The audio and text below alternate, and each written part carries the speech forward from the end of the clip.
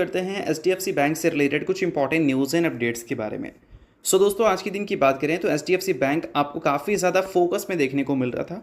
अब इसके पीछे का एक काफ़ी बड़ा रीज़न है और वो रीज़न है कंपनी की परफॉर्मेंस। आज के दिन अगर हम देखें तो एचडीएफसी बैंक करीब आपको 50% से ज़्यादा गिरता हुआ देखने को मिला।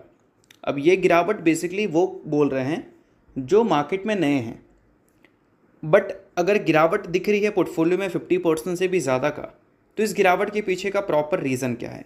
क्या ये कोई क्रैश है या फिर कुछ और चीज़ें हमें देखने को मिल रही है? तो उस चीज़ को मैं थोड़ा समझा देता हूँ आपको।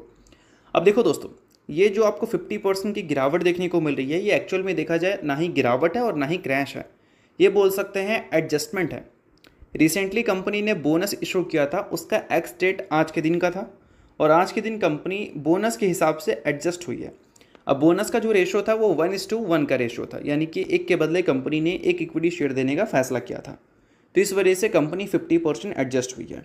अगर यही कंपनी एक के बदले बोल सकते हैं 10 इक्विटी शेयर देने का फैसला करती तो कंपनी 50% नहीं, कंपनी 90% एडजस्ट होती।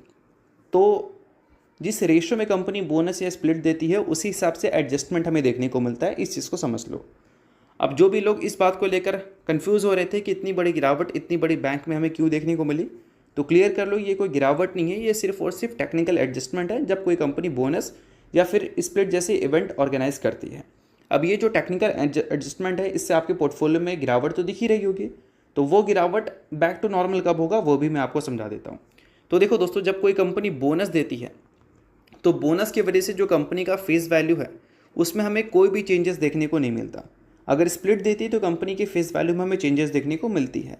तो बोनस की वजह से कोई चेंजेस अगर देखने को नहीं मिलता है तो इसका मतलब ये है कि जितना कंपनी का अभी करंट शेयर है, आउटस्टैंडिंग शेयर्स, उतना कंपनी को न्यू शेयर्स अलॉट करने पड़ेंगे और उसके बाद जब आपके डिमैट अकाउंट में वो न्यू शेयर्स क्रेडिट होंगे तो आपके जो आज के दिन लॉस दिख रहे होंगे वो बैक टू नॉर्मल हो जाएगा।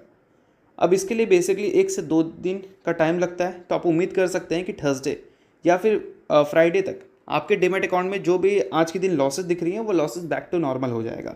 तो अगर आप मार्केट में नए हैं, इस चीज़ के बारे में आइडिया नहीं था, तो पैनिक करने की बिल्कुल भी ज़रूरत नहीं है, क्योंकि ये कोई गिरावट नहीं है, ये कोई क्रैश नहीं है, सिर्फ और सिर्फ एडजस्टमेंट है और वो कुछ ही दिनों में आपका बैक टू नॉर्मल हो भी जाने वाला है। तो आई होप आपको ये सारी चीज़ें अच्छी तरह से समझ आ गई होंगी।